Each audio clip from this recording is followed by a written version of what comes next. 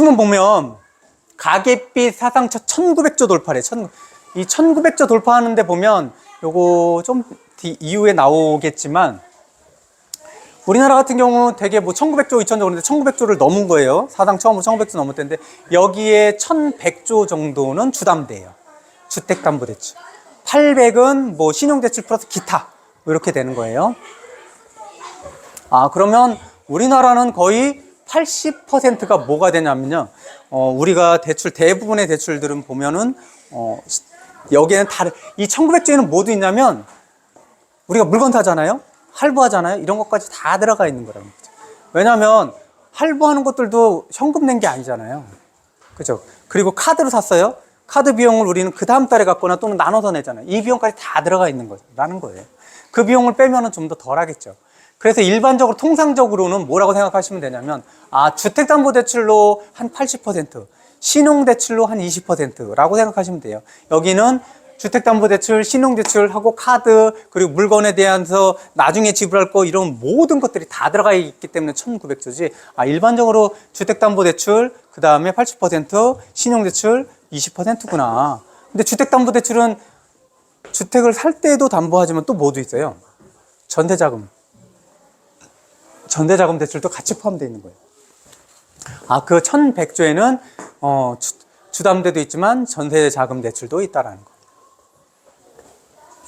이거 뉴스가 되게 많이 나왔어요. 1900조 돌파했대. 근데 우리는 어떤 개념들을 좀 익혀야 되잖아요. 그 개념들이 그래서 뭐가 기준이 되냐. 그래서 예전에 한번 제가 미국의 GDP는 뭐고 얼마고 우리나라 GDP는 얼마고 그 다음에 애플의 시총은 얼마고 삼성의 시총 이런 개념들이 좀 있으셔야 돼. 그래서 그게 얼마나 많은 큰 돈인지라는 것들을 생각해 볼 수 있는데 1900조면 이거 나라 망하는 거 아니야? 라고 생각할 수 있는데 기준이 없어서 그런 거잖아요. 이런 모든 것들의 기준들, 자산의 가격, 자산이 폭락해서 모든 기준들은 다른 나라일 수도 있지만 그래도 제일 확고한 기준들은 GDP예요. GDP. 그죠? GDP가 어느 정도 되는, GDP는 한 나라에서 생산되고 있는 모든 주체에 합쳐서 생산하고 있는 물건과 서비스잖아요. 물건과 서비스의 총량이잖아요. 그럼 생산해내는 것들의 총량이기 때문에 그것이 기준이 될 수 있는 거죠. 3분기 가계빚 아까 똑같은 거예요. 3분기 가계빚 1,914조 원이라고 하면 헷갈리시는 부분이 그럼 3분기에 1,914조 원을 빚졌다라는 거야? 그게 아니라 여태까지 쭉 흘러오잖아요. 가계빚이 지금 3분기에 1,914조 원이라는 거예요. 그 2분기 때는 얼마나 되겠냐? 그럼 뭐 1,890조다. 그러면 그 차이가 늘어난 거라는 거죠. 2분기보다 3분기. 그렇게 해서 2분기 때보다 3분기가 19조 늘었어. 뭐 이렇게 되는 거라는 거죠. 이게 한 분기에 1,914조 원이 아니라는 거예요. 여태까지 계속 그걸 카운팅하는 거예요. 지난 분기에는 되게 1,900조가 안 넘었겠죠. 지금 이번 분기 900조가 넘었다고 했으니까. 1,890조 뭐 이렇게 됐겠죠. 그거였고, 지금은 1,900조를 넘었다라는 거예요. 그래서 한 18조, 20조 정도가 지난주보다 늘었다고 지금 신문에 나오는 거예요. 이만큼이 아니라. 그러니까 우리나라 부채는 한 1,900조구나 라고 생각하시면 돼요.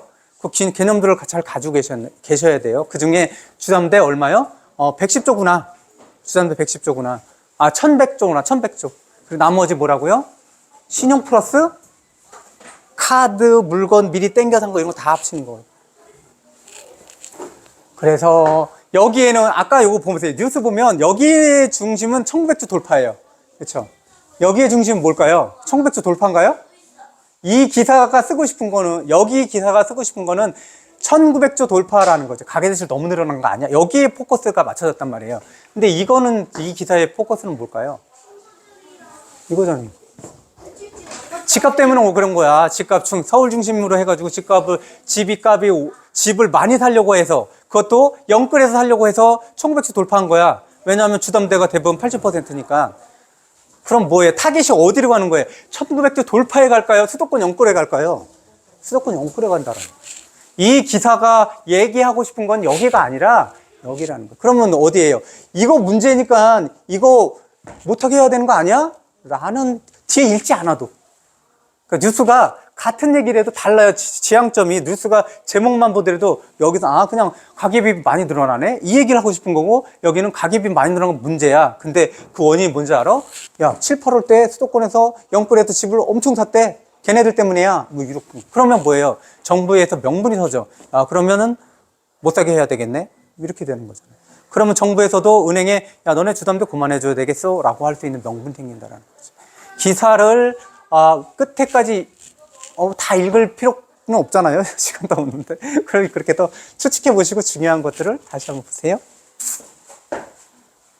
어머니 이따가 제가 채권 다시 한번 설명해 드릴게요. 어머니 전에 한번 물어보죠. 그럼 우리나라만이 이게 지금 부채가 너무 많은 거 아니야? 라는 것도 기준이 있어야 되잖아요. 외국을 좀 비교해 보면 되겠죠. 미국 71%에 우리나라는 28%. 뭐에 비교한 거예요? GDP.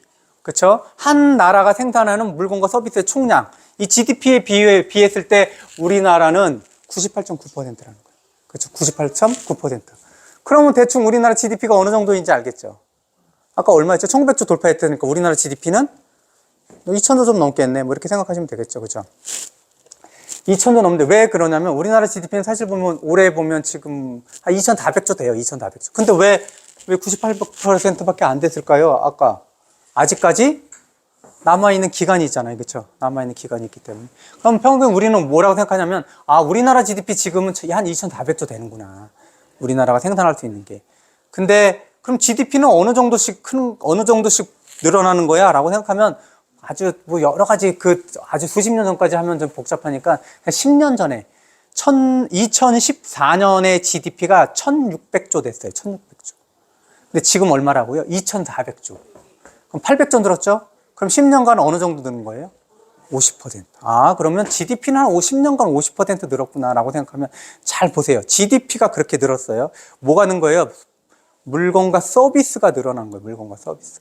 예, 총량들이 늘어났다라는 거죠.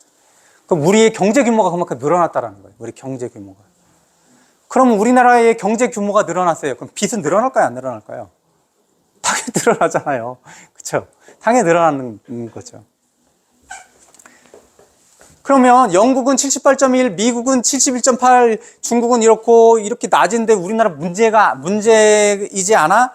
라고 한다라는 거예요. 문제이지 않아? 이렇게 지금 문제이지 않아? 근데 잘 빚의 규모들을 보자고요. 빚의 안에 들어갔을 때 실제로 생각했을 때 주택담보대출이 위험할까요? 신용대출이 위험할까요? 신용대출 훨씬 위험하죠. 주택담보대출은 그것도 뭐 어그러질 수 있지만 덜 위험하다라는 거죠. 근데 주택담보대출 우리나라가 어떻게 관리했는지 아시잖아요. 그렇죠? 우리나라는 뭐예요? LTV로 막고 DSR로 막고 그렇죠? 이런 것들을 10개 막아가지고 제가 그래서 한 10억짜리 아파트 사는데 10억 빌려주세요. 빌려줘요? 아니잖아요. 그 계속 막았던 거잖아요. 그래서 우리나라는 주택담보대출이 그렇게 위험한 상태가 아니에요. 사실 보면 주택담보대출이 우리나라 몇 퍼센트예요? 80%라고 그랬잖아요. 이렇게 비교해도. 우리나라보다 그러면은 잘 사는 나라 중에 우리나라보다 이거 비율이 높은 나라는 없을까요? 스위스. 거기는 100%가 훨씬 넘어가요. 그 다음에 캐나다. 거기도 100%가 훨씬 넘어가요. 호주 100%가 훨씬 넘어가요. 왜 그럴까요? 집값이 비싼 거예요. 집값이 여기서 보면 집값이 비싸면은 사실 보면 왜냐하면 모든 나라들이 어디에 돈이 제일 많이 들어가겠어요? 주택 비율이 많이 들어가잖아요. 보면 이게 의미가 없는 거예요. 주택 가격. 실제로 봤을 때. 우리나라 주택도 싼 편이 아니라는 거죠. 뭐 홍콩은 워낙 유명하고, 그렇죠? 그리고 뭐 싱가포르는 사실 보면 여기는 뭐 도시국가잖아요. 국가라고 하기에는 우리보다 잘 살긴 하지만 어쨌든 그런 규모를 생각하셔야 돼요. 전체적으로 GDP가 우리나라가 2,400조다.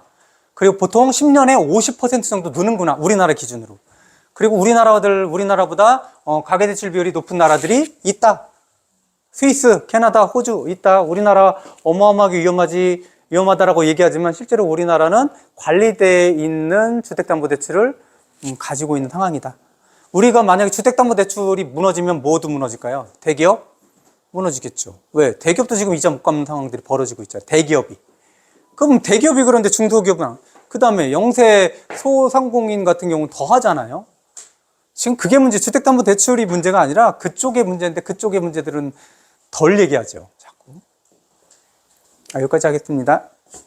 어쨌든 내가 주택담 가계대출이 되게 위험하게 많이 늘어라고 했을 때 위험해서 망하는 거 아니야 라고 찾아보시라고. 기준점을 가지셔야 돼. 본인들이. 기준점을 가지면 그러면 중심이 된 기준이 그러면 GDP가 될 것이고 다른 나라들은 가계대출이 GDP 대비 얼마인지를 좀 확인해 보면 되시잖아요. 그리고 우리나라 제일 많이 차지하고 있는 주택담보대출이 또는 전세자금대출이 무엇을 기준으로 어느 정도가 나가 있는지를 확인하시면 돼요. 전세자금대출인데 주택담보대출인데 10억 집 사면 10억 빌려줬냐, 이거 문제죠. 그러면 그쵸? 그럼 되게 문제였을 때 우리는 그렇게 빌려왔고 남들은 그렇게 빌리고 있느냐라는 거예요. 지금 상황이 또는 몇 년 상황이. 그런 것들을 봤을 때 그러면 주택담보대출이 그렇게 위험 수위가 아닐 수도 있겠구나라는 생각들을 가지고 계셔야 돼요.